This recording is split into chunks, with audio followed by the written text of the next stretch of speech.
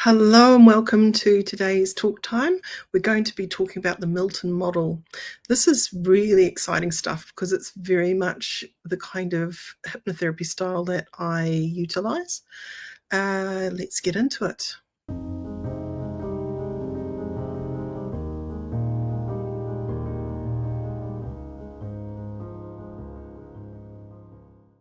In this talk time series, we're talking all about words that change minds. And Milton Erickson, he is a very important figure in the hypnotherapy world. So let's get stuck in. What happened many years ago is there were two people who were very curious about why Milton Erickson was so effective. And this was Richard Bandler and John Grindler. And that inspired them to really observe what was going on in the sessions that Milton Erickson was conducting, because he was getting incredible results. Now, through that collection of information, there are some language patterns that they observed that Milton was naturally utilizing. And we're going to explore some of those things today, like artfully vague language patterns, bypassing the subconscious resistance, and encouraging the client to fill in the gaps, leading clients into trance naturally through conversation. I would like to start, first of all, by saying the client has the answer. I hammer this home to my students because this is where I think I'm most aligned to Ericksonian ways about sort of the client really has the answer. And if you're using sensory acuity, you're really observing and listening, you're going to be able to utilize that client's world better and become a better storyteller that's going to hit the mark for that client to promote positive change. The client's the one that creates the change, and this is really important, that the therapist is not the one leading. It's really the client is leading. You're utilizing what the client's bringing to that session. This is really huge. So when we're looking at the vagueness, often invites the subconscious to create the meaning of it. So let's look at a vague statement. So there's a part of you that knows, doesn't it? Now, what we might want to ask is, knows what? And then we've got a tag question, doesn't it? Now, the client is going, yes, yes, I know. Now, we don't know what they know, but it's like a mind read. There are some very interesting things that would happen within the session, which was very vague language, but it was very magical on the inside because it allowed the client to ego strengthen, to really understand that the client has the answer, right? So it might be another language pattern like, and as you start to work things out, as you have done many times before, it's incredible how quickly those things can be resolved. Right. So you're assuming the things can be resolved. You're assuming what things they are. We don't really know what the things are. So it's very vague again, but it lands. There's something very magical about using this kind of language with people. So clients are less likely to resist their own interpretations. This is really important. Sometimes we get a block about change. So our clients are coming in because they're struggling. Something is happening that they want to change, but they don't know how to go about it. Now, as a therapist, you're there to help pace the client through this journey of understanding. And you're relying on the subconscious to have the answers. And so the subconscious often works in metaphor, and that means stories. You have your own story of belief. So that client has also their story of belief. Now, your story of belief and theirs is quite different. If we use rhythm in our voice and pacing and tone to encourage the trance, it could sound like, now it's interesting how when you start to blink, that sometimes we blink to that point where our eyes start to get heavy. And when our eyes get heavy, isn't it interesting how you can just let those eyes close, either now or later, whatever feels right for you. So we're having some, I guess, tricks going on here. We're not saying that they won't close their eyes, but we're giving them a sense that they have choice to close their eyes. So these are the sort of patterns that I think quite intrigued the NLP world. And a lot of people try to use these things, but it doesn't feel natural for them. I must say, I, for some reason, have cottoned on to a lot of the language patterns that I was taught, and I use them all the time with my clients, and I find them fun. I know that many students find this really tricky. So when we're looking at rhythm and pacing and tone, encouraging that trance, when we start to slow down, when we start to use sensory acuity, so we're using some level of sense in that person's body. So just as I notice you starting to relax your breath, you might find that you start to relax the way you see things in such a wonderful way that things start to look more clear. Those wonderful things where clarity just leads the way forward in that wonderful way that it does. This is really the kind of language we're talking about. Now, lots of therapists just don't feel comfortable talking to a client like that. It's not for everyone. And it doesn't matter if you don't utilize all of these language patterns. That's fine. However, it is a great tool to have in your toolkit, because I am a great believer in an eclectic range of therapeutic aids to help my clients to make the changes that they seek. So if I need to use this kind of language that helps them join their own dots, I'll use it. If they need more direct suggestion, I'll use that too. In fact, I use a bit of both, indirect, direct. So this is where permissive language can be very, very interesting. We want to build rapport. Now, that is trust between you and that client. This is a really important part of a session. If we don't have trust, the client is going to become resistant to change, even if it might be the best idea in the whole world. They are going to put the brakes on because they don't feel safe. So feeling safe and creating a safe space for that client to really feel heard, I do believe, is one of the biggest parts of it. Now, mind reads. So you may be wondering, now I don't know whether they're wondering or not, but we're planting something, we're assuming that they might be wondering about something, but you don't even need to know what it is or say what it is. This is a wonderful thing that can be used in a inquiry session. Some people might use it naturally. How many clients have come to me and said something like, yeah, my husband gets home and, it's like that, isn't it?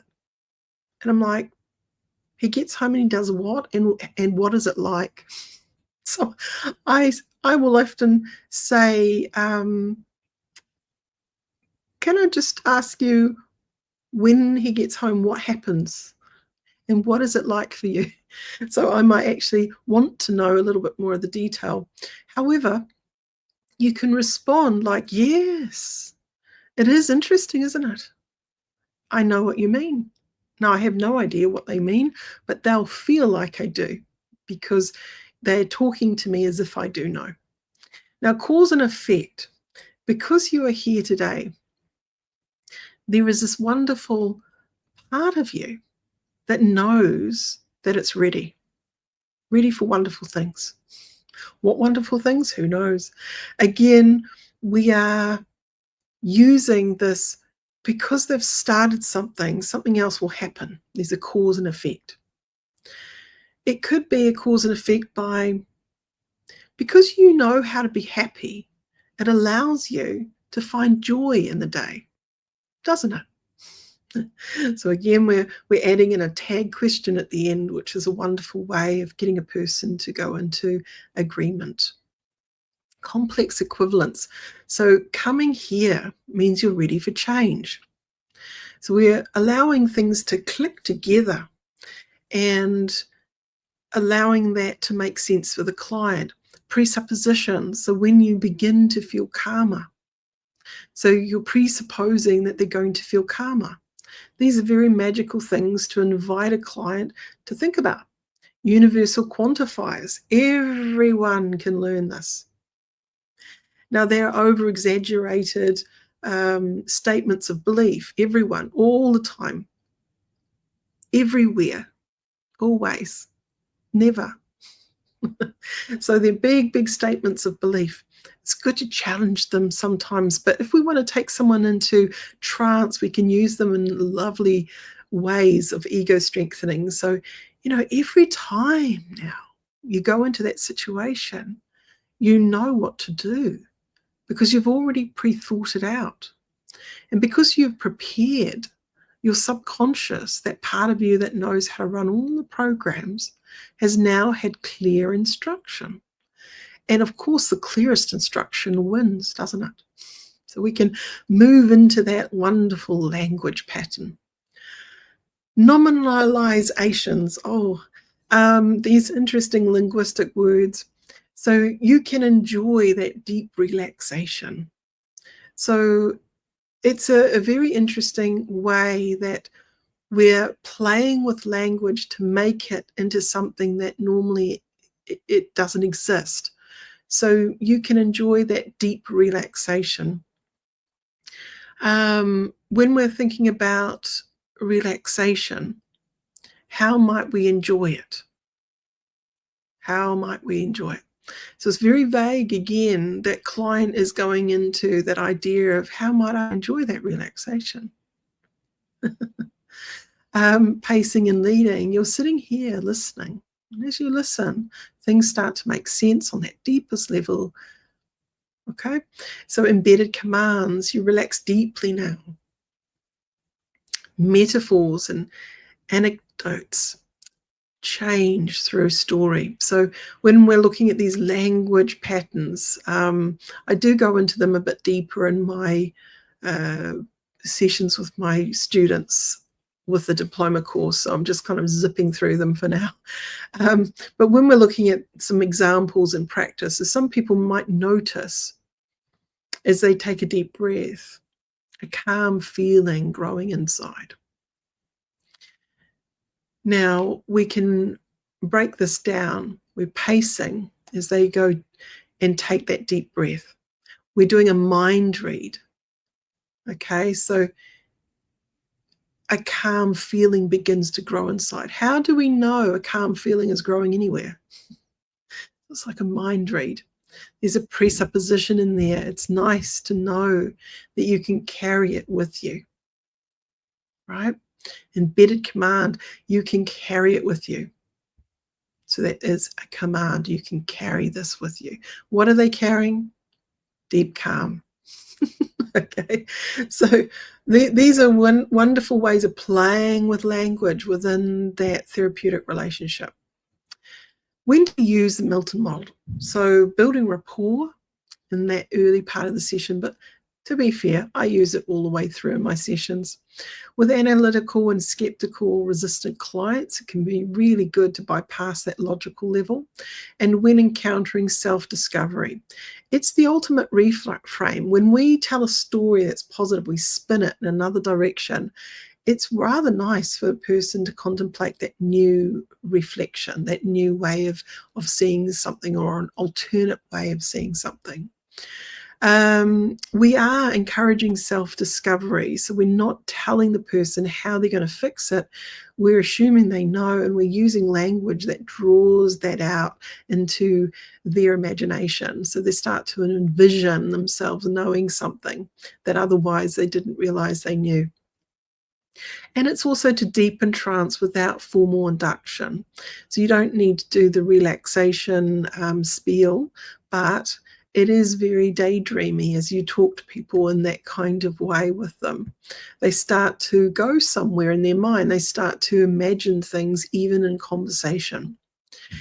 So there is some practice that you could do if you'd like, and that's choosing 3 Milton Model patterns and using them in a short conversational induction, recording and reviewing how that went.